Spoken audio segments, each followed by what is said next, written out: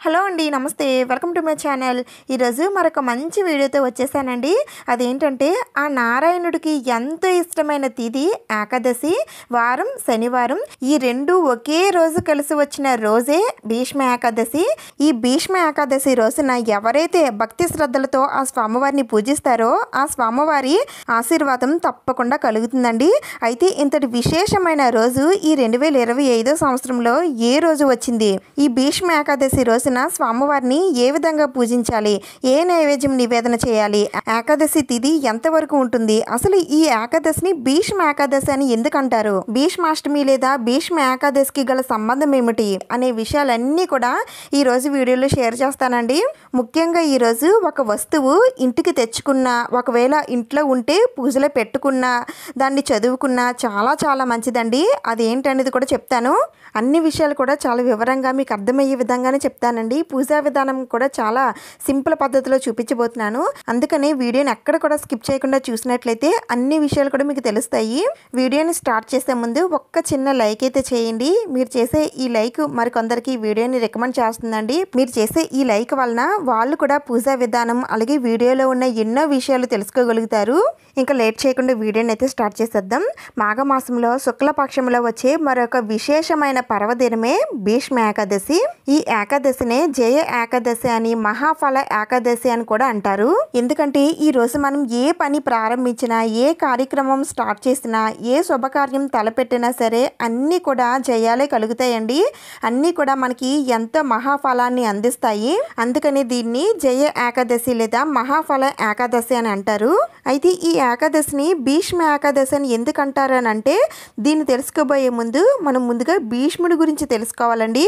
అవన్నీ కూడా చెప్తాను. దానికన్నా ముందుగా ఈ 2025 సంవత్సరంలో ఈ భీష్మ ఏకాదశి ఏ రోజు వచ్చింది, ఏకాదశి తిథి ఎంతవరకు ఉంటుంది అనే విషయాలన్నీ కూడా తెలుసుకుందాం. భీష్మ ఏకాదశి ఈ 2025 సంవత్సరంలో ఫిబ్రవరి 8వ తేదీన శనివారం రాబోతుందండి. ఇంకా ఏకాదశి తిథి 2025 ఫిబ్రవరి 7వ తేదీన రాత్రి 11 గంటల 10 నిమిషాలకు ప్రారంభమై ఫిబ్రవరి 8వ తేదీన రాత్రి 9 గంటల 30 నిమిషాల వరకు ఏకాదశి తిథి ఉంటుంది. పూజా సమయాలన్నీ కూడా చెప్తానండి. దానికన్నా ముందుగా ఈ భీష్మ ఏకాదశికి 2 రోజుల ముందు భీష్మాష్టమి వస్తుంది. అంటే ఫిబ్రవరి 5 బుధవారం భీష్మాష్టమి. భీష్మాష్టమి అంటే భీష్ముడు తన శరీరాన్ని వదిలి శ్రీకృష్ణ భగవానుడిలో లీనమైపోయిన రోజే భీష్మాష్టమి. తింటే గారెలే తినాలి, వింటే మహాభారతమే వినాలని అంటారండి. భీష్ముడు లేకపోతే మహాభారతమే లేదని అంటారు. అంతటి మహానుభావుడు కాబట్టే భీష్ముడు చనిపోయిన 2 రోజులకే ఏకాదశి వస్తుంది. కాబట్టి ఆ శ్రీకృష్ణ పరంధాముడే ఈ ఏకాదశిని భీష్మ ఏకాదశి అని పిలవాలని సెలవిచ్చారు. అందుకని ఈ ఏకాదశిని భీష్మ ఏకాదశి అని అంటారు. భీష్ముడి గురించి ఒక్క మొక్కలో చెప్పాలి అంటే, భీష్ముడు కురు వృద్ధుడు, అత్యంత శక్తివంతుడు, తెలివైనవాడు, ధర్మంలోనూ ధైర్య సాహసాల్లోనూ ఇచ్చిన మాటని నిలబెట్టుకోవడంలోనూ ఇలా అన్ని రకాలుగా భీష్ముడు అంతటి ఉత్తముడు. మహాభారతం ఎంత వెతికినా కనిపించడు. తండ్రి సుఖ సంతోషాల కోసం సింహాసనాన్నే వదులుకొని ఆజన్మాంతం బ్రహ్మచారిగా ఉంటానని భీష్మ ప్రతిజ్ఞ చేస్తాడు. అధర్మం కౌరవుల వైపు ఉందని తెలిసి కూడా కౌరవుల వైపే నిలబడతాననే మాట కోసం కురుక్షేత్ర యుద్ధంలో కూడా కౌరవుల వైపు నిలబడిన మహాయోధుడే భీష్మాచార్యుడు. ఇలా 1 కాదు 2 కాదు, ఇతని కోసం ఎంత చెప్పుకున్నా సరే తక్కువే. అంతటి మహానుభావుడే భీష్ముడు. అందుకని అతని పేరు మీదుగానే ఈ ఏకాదశిని జరుపుకుంటాము. అయితే అన్ని ఏకాదశులు ఎలా అయితే జరుపుకుంటామో అలానే ఈ ఏకాదశి కూడా అలానే జరుపుకుంటామండి. విష్ణుమూర్తిని కానీ లేదా వెంకటేశ్వర స్వామి వారిని కానీ పెట్టుకొని పూజనైతే చేసుకుంటాము. మరి ఈ భీష్మ ఏకాదశి రోజున భీష్ముడిని కదండి పెట్టుకొని పూజ చేసుకోవాలని మీలో కొంతమందికి డౌట్ అయితే రావచ్చు. భీష్మ ఏకాదశి అంటే భీష్ముడు ఫోటో పెట్టుకొని పూజ చేయడం కాదండి. అతనికి తర్పణాలు వదిలి ఒక్కసారైనా సరే అతన్ని మనసులో తలుచుకోవాలి. భీష్ముడికి వివాహం కాలేదు, అందుకనే సంతానం లేరు. అందుకనే మనందరం తన బిడ్డలుగా అతను చనిపోయిన రోజు అంటే అష్టమి రోజున తనకి తర్పణాలు వదిలి ఆయన్ని ఒక్కసారైనా సరే తలుచుకుంటే ఆయన ఎంతగానో సంతోషించి మనం ఎప్పుడు కూడా సంతోషంగా సుఖ సంతోషాలతో ఉండేటట్టు ఆశీర్వదిస్తారండి. ముఖ్యంగా సంతానం లేనటువంటి వారు అష్టమి తిథి రోజున భీష్ముడికి తర్పణాలు వదిలిపెడితే తప్పకుండా సంతానం కలుగుతుందని అంటారు. అష్టమి తిథి రోజున వీలు కాకపోతే ఏకాదశి రోజుల్లో అయినా సరే భీష్ముడికి తర్పణాలు విడిచిపెట్టవచ్చు. ఇంకా భీష్మ ఏకాదశి రోజున ఆ వైకుంఠనాథుడైనటువంటి శ్రీ మహావిష్ణుమూర్తిని మనసారా కీర్తించి పూజించాలి. భీష్ముడిని మరోసారి తలుచుకోవాలి. భీష్మాచార్యుల వారి జీవిత కథ ప్రతి ఒక్కరూ తప్పనిసరిగా తెలుసుకోవాలండి. అతని జీవిత కథ మనకి ఎన్నో విషయాలు తెలియజేస్తుంది. ఇతని కథ వింటే అన్నీ కూడా తమ కర్మ ఫలితాల ప్రకారంగానే జరుగుతాయి అనే విషయం మనకి తెలుస్తుందండి. మనం ఏ చిన్న పని చేసినా సరే అది మన పూర్వజన్మలో ఏదో ఒక కారణం చేతే మనం ఈ జన్మలో ఈ పని అనేది చేస్తున్నాము అనే విషయం మనకి అర్థమవుతుందండి. పనే కాదండి, మనం ఏ మనుషుల్ని కలిసినా, వారితో ఒక్క చిన్న ముక్క మాట్లాడినా, ఒక్క చిన్న నవ్వు నవ్వినా వారితో మనకి కిందటి జన్మలో ఏదో ఒక సంబంధం ఉన్నట్లే కిందటి జన్మలో చేసిన కర్మ ఫలితం ప్రకారమే మన ప్రస్తుత జీవితం అనేది నడుస్తుందండి. అదేవిధంగా భీష్ముడు తన గత జన్మ కారణంగా ఈ జన్మలో తన కర్మ ఫలితాలను అనుభవిస్తూ చివరికి అష్టమి తిథి రోజున తన శ్వాసని విడిచాడు. భీష్ముడి కథ చాలా బాగుంటుందండి. మహాభారతం ఇంతవరకు వినని వారు, భీష్ముడి గురించి తెలియని వారు తప్పకుండా తెలుసుకోండి. భీష్ముడి స్టోరీ షార్ట్ కట్లో మీకు అర్థమయ్యే విధంగా నేను ఇంతకుముందే వీడియో చేసి పెట్టానండి. ఒక్కసారి ఆ కథ వినండి, మీకే తెలుస్తుంది ఆ భీష్ముడు ఎంత గొప్పవాడనేది. లింక్ డిస్క్రిప్షన్లో ఇస్తాను చూడండి. ఇంకా ఇక్కడ నేను ఆ స్వామి అమ్మవార్లకి చందనం కుంకుమలతో బొట్లు పెట్టానండి. అలాగే మాల కూడా వేశాను. శంకు చక్ర నామాలతో ఇలా స్వామి అమ్మవార్లని ఇలా అందంగా అలంకరించానండి. అలాగే జేగురుతో కూడా నేను ఈ విధంగా శంకు చక్రాలు ముగ్గులు అయితే వేసుకున్నానండి. బియ్యం పిండితో కూడా ఈ శంకు చక్రాలు ముగ్గులు అనేవి వేసుకోవచ్చండి. అయితే ఈ శంకు చక్రాలు మీరు పూజ చేసే పీఠం పైన కానీ లేదంటే పీఠం ముందర కానీ వేసుకోండి. నేనైతే ఈ విధంగా పూజా పీఠాన్ని అయితే ఏర్పాటు చేసుకున్నాను. అయితే ఈ పూజ మీరు పీఠం వేసే చేయనవసరం లేదండి, మీ పూజా మందిరంలో కూడా చేసుకోవచ్చు. అయితే పీఠం వేసుకున్న వారు పూజా పీఠం పైన పసుపు రంగు క్లాత్ కానీ తెలుపు రంగు క్లాత్ కానీ వేసుకోవాలి. ఇప్పుడు ఈ పీఠం పైన ఒక తమలపాకు పెట్టుకొని దాంట్లో కొద్దిగా బియ్యం వేసి పసుపు కుంకుమలు ఉంచి ఇప్పుడు స్వామి అమ్మవార్లు ఉన్నటువంటి ఫోటోని అయితే పెట్టుకోవాలండి. అయితే నేను ఇక్కడ విష్ణుమూర్తి లక్ష్మీదేవి ఫోటోని అయితే తీసుకున్నాను. మీరు విష్ణుమూర్తి ఫోటో ఉంటే తీసుకోవచ్చు, లేదంటే వెంకటేశ్వర స్వామి వారి ఫోటో ఉన్నా సరే తీసుకోవచ్చండి. అయితే పక్కన లక్ష్మీదేవి తప్పనిసరిగా ఉండాలండి. వెంకటేశ్వర స్వామి వారు ఒక్కరు ఉన్న ఫోటో కాకుండా ఇద్దరు ఉన్నటువంటి ఫోటో ఇంట్లో ఉంచుకుంటే మంచిది. అయితే విష్ణుమూర్తి అలంకార ప్రియుడు కదండి, ఆ స్వామివారిని ఎంత అలంకరిస్తే అంత సంతోషిస్తారని అంటారు. అందుకని ఆ స్వామివారిని మీ దగ్గర ఉన్న నగలతో కానీ పువ్వులతో కానీ మీ దగ్గర ఏ ఉంటే వాటితో స్వామివారిని అందంగా అలంకరించండి. నేనైతే ఈ విధంగా స్వామి అమ్మవారిని ఇలా ముత్యాల దండలతో పువ్వుల మాలలతో ఇలా అందంగా అలంకరించానండి. ఆ స్వామివారికి పసుపు పువ్వులు అంటే చాలా ఇష్టం అండి. పసుపు పువ్వులు ఉంటే అలంకరించండి, లేదంటే మీకు ఏ పువ్వులు దొరికితే ఆ పువ్వులతో స్వామివారిని అలంకరించండి. ఆ తర్వాత నా దగ్గర వెంకటేశ్వర స్వామివారి విగ్రహం ఉందండి. నేను దీన్నే పూజలో పెట్టుకుంటున్నాను. మీ దగ్గర కూడా వెంకటేశ్వర స్వామి కానీ లక్ష్మీదేవి కానీ అలాగే విష్ణుమూర్తి విగ్రహాలు అవి ఏవైనా ఉంటే పూజలో పెట్టుకోండి. విగ్రహాలు ఏమీ లేవండి అని అనుకుంటే స్వామివారి పటం దగ్గరే మీరు పూజనైతే చేసుకోవచ్చండి. ఇంకా ఈ భీష్మ ఏకాదశి రోజున తెల్లవారుజామున నిద్ర లేచి తలంటి స్నానం చేసి ఇల్లు గుమ్మాలన్నీ కూడా శుభ్రపరచుకొని ఆ వైకుంఠనాథుడికి పూజనైతే చేసుకోవాలండి. ఆ స్వామివారికి తెల్లవారుజామునే పూజ చేస్తే చాలా చాలా మంచిదండి. సుప్రభాత సేవ స్వామివారికి చాలా ఇష్టం. అందుకని ఉదయం వేళల్లో చేసుకోవడానికి ప్రయత్నించండి. ఒకవేళ ఉదయం వేళల్లో మాకు కుదరదండి అనుకుంటే సాయంత్రం వేళల్లో చేసుకోండి. అయితే ఏకాదశి వ్రతం అనేది ఒక్కరోజు చేసే పూజ కాదండి, మొత్తం 3 రోజుల పాటు ఈ వ్రతాన్ని చేయాల్సి ఉంటుంది. మనకి ఏకాదశి ముందు రోజు దశమి వస్తుందండి. దశమి రోజు రాత్రి నుండే అల్పాహారం తీసుకోవడం మొదలు పెట్టాలండి. ఇంకా నెక్స్ట్ డే ఏకాదశి రోజు అంతా కూడా ఉపవాసం ఉండాలి. అంత కటిక ఉపవాసం అయితే ఉండనవసరం లేదండి. పాలు పళ్ళు మజ్జిగ ఇలాంటివన్నీ కూడా తీసుకోవచ్చు. ఈ ఏకాదశి రోజున స్వామివారికి ఉదయం వేళల్లో అలాగే సాయంత్రం వేళల్లో కూడా దీపారాధన చేసుకోవాలి. ఇంకా రాత్రి వేళల్లో జాగరణ చేయాలండి. జాగరణ చేస్తామని అనుకుంటే చేయొచ్చండి. జాగరణ చేయలేమని అనుకుంటే రాత్రి 12 గంటల వరకు ఉండి తర్వాత మీరు నేలపైన పడుకోవచ్చండి. జాగరణ చేయలేదు కదా అని స్వామివారికి పూజ చేయకూడదని ఏమీ లేదండి. ఇంకా తర్వాత రోజు మనకి ద్వాదశి వస్తుంది. ఈ ద్వాదశి గడియలు ముగియక ముందే మనం ఈ ఉపవాస దీక్ష అనేది ముగించాలి. ఈ రోజు కూడా స్వామివారికి ఉదయాన్నే పూజ చేసుకొని స్వామివారి దగ్గర పెట్టిన ఏదైనా నైవేద్యం కానీ పానకం కానీ ముందుగా తీసుకొని ఉపవాసాన్ని విరమించవచ్చండి. అయితే మనకి 9వ తేదీన ద్వాదశి గడియలు రాత్రి 8:13 వరకు ఉంటున్నాయండి. అయితే అంతవరకు ఉపవాసం అయితే ఉండనవసరం లేదండి. ఉదయాన్నే స్వామివారికి పూజ చేసుకున్న తర్వాత ఈ ఉపవాసం అనేది విరమించేయవచ్చు. అయితే జాగరణ ఉన్న వాళ్ళు మాత్రం ఈరోజు ఉపవాసం విరమించగానే వెళ్ళి పడుకోకూడదండి. ఈ ద్వాదశి రోజు కూడా సాయంత్రం వరకు నిద్రపోకుండా ఉండేటట్టు చూసుకోవాలి. సాయంత్రం నక్షత్రాలు వచ్చిన తర్వాత మాత్రమే నిద్రపోవాలి. ఏకాదశి రోజున అన్నం తినకూడదని అంటారండి.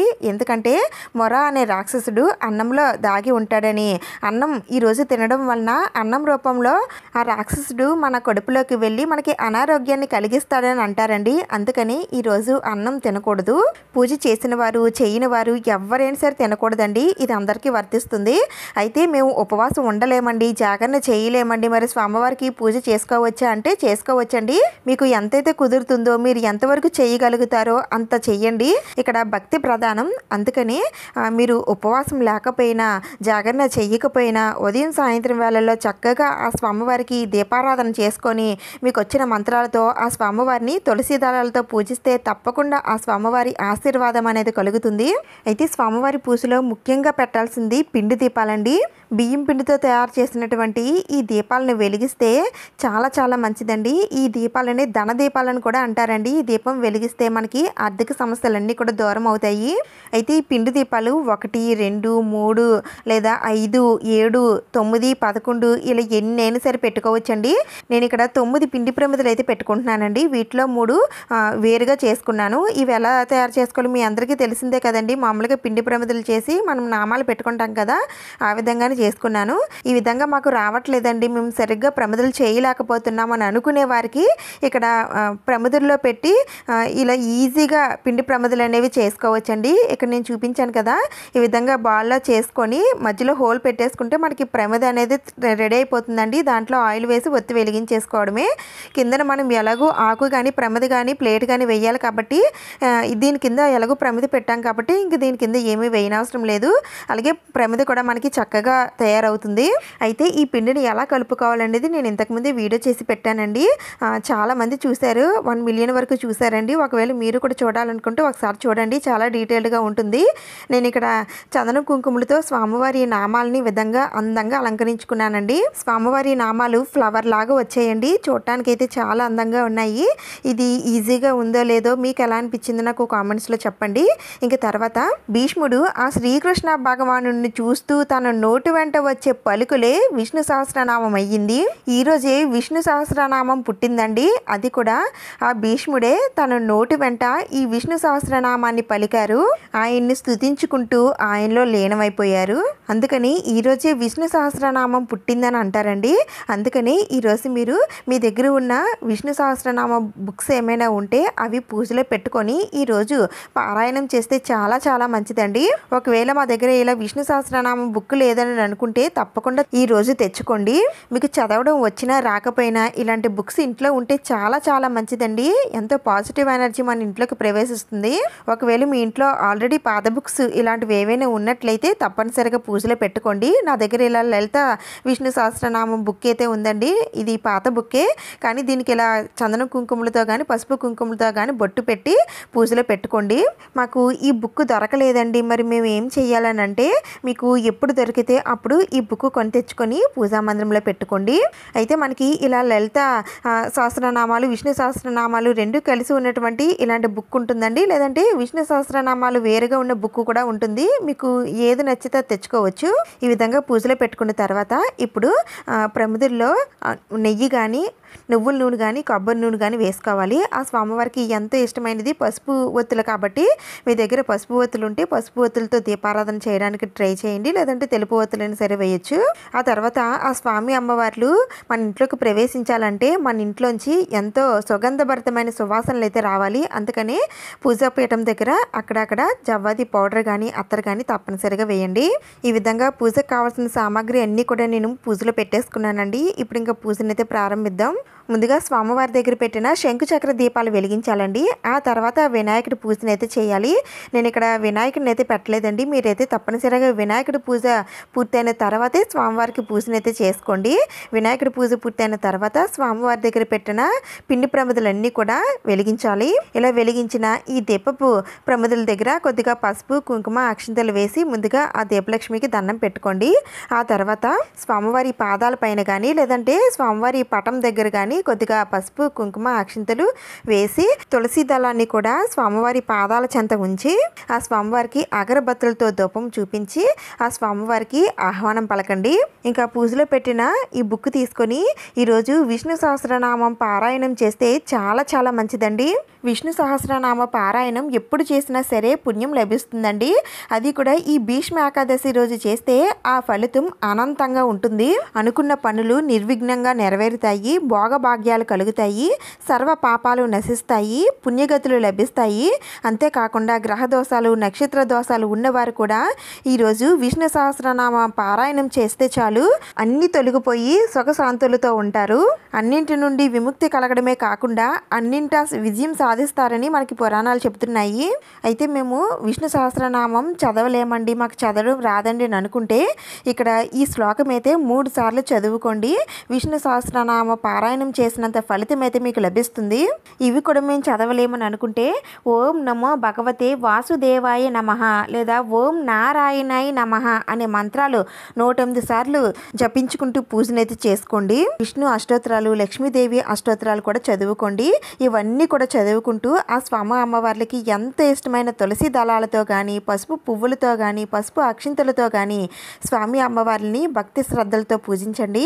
భీష్ముడు తన చివరి రోజుల్లో 58 రోజుల పాటు అంపశయ పైన ఉండి ఉత్తరాయణ పుణ్యకాలం వచ్చే వరకు వేచి చూసి మాఘమాసంలో అష్టమి తిథి రోజున మధ్యాహ్నం వేళల్లో అంటే అభిజిత్ లగ్నంలో ఆ శ్రీ మహావిష్ణువును నోరారా కీర్తిస్తూ ఆయనలో ఐక్యమైపోయారు.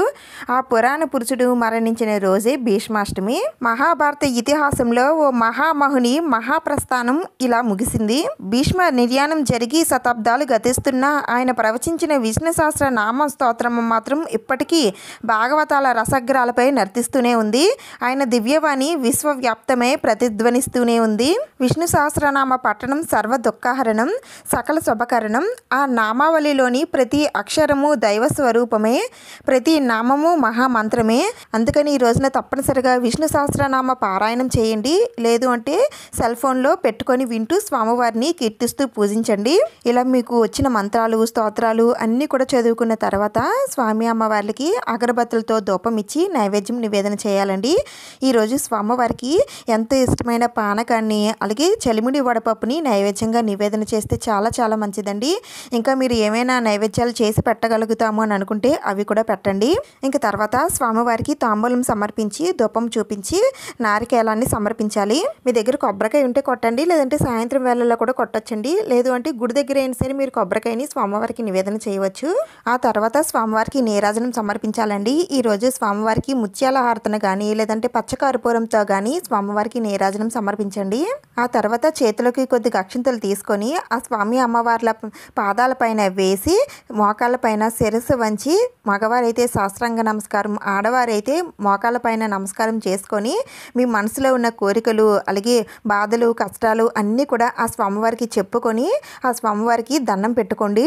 ఏదో ఒక రూపంలో ఆ స్వామివారే మనకున్న కష్టాలన్నీ కూడా దూరం చేస్తారండి. ఆ స్వామివారిపైనే మనసు లగ్నం చేసి మీ శక్తి కొలది స్వామివారికి పూజనైతే చేసుకోండి.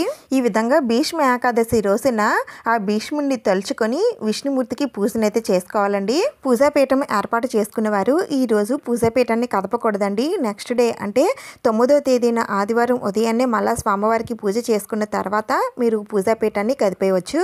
ఏకాదశి రోజున ఉపవాసం ఉండాలండి. నాన్ వెజ్ లాంటివి ఏమి కూడా తినకూడదు. బ్రహ్మచర్యం పాటించాలి. నేలపైనే పడుకోవాలి. ఎవరితో గొడవలు పడడం లాంటిది ఏమి కూడా చేయకూడదండి. అలాగే జుట్టు అలాగే గోర్లు కత్తిరించడం లాంటివి ఏమి కూడా చేయకూడదు. మీకు శక్తి ఉన్నట్లయితే ఎవరికైనా దాన ధర్మాలు చేయడానికి ప్రయత్నించండి.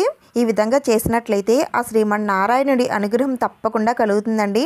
ఈ విధంగా ప్రతి ఒక్కరు కూడా భీష్మ ఏకాదశి రోజున స్వామివారికి పూజనైతే చేసుకోండి. ఈ వీడియోలో మీకు ఏమైనా డౌట్స్ ఉంటే నాకు కామెంట్స్లో అడగండి, నేను తప్పకుండా రిప్లై ఇస్తాను. ఈ వీడియో మీకు నచ్చింది, యూజ్ అయింది అని అనిపిస్తే ప్లీజ్ తప్పకుండా లైక్ చేయండి, షేర్ చేయండి, సబ్స్క్రైబ్ చేసుకోండి. ఇంకొక మంచి వీడియోతో మళ్ళీ కలుద్దాం. Thank you for watching.